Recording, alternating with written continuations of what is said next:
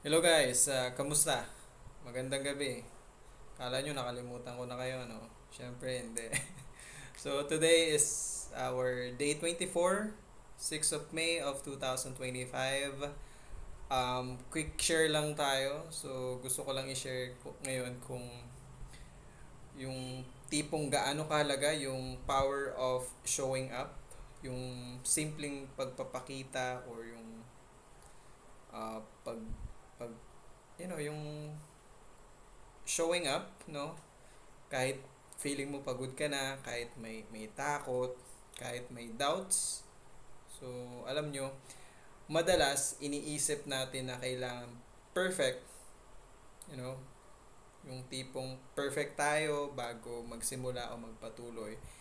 Pero ang totoo, hindi lang yun ang kailangan. Ang mahalaga ay nagpapakita tayo kahit maliit na hakbang lang, basta consistent, solid yun.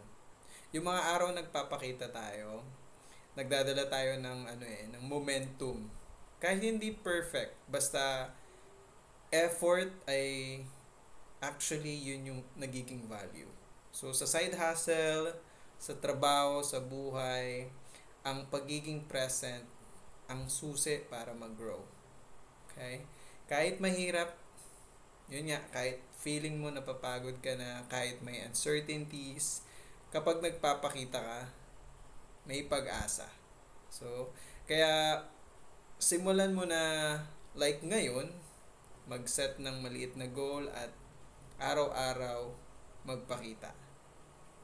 So, yun guys, tandaan, the power of showing up ang magdadala sa atin sa tagumpay. So, salamat sa pakikinig.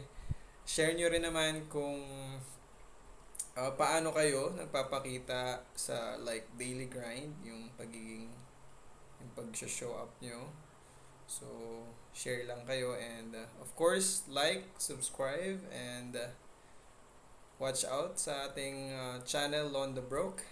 Kita-kits sa next video and stay safe, stay consistent and keep grinding, okay? See you.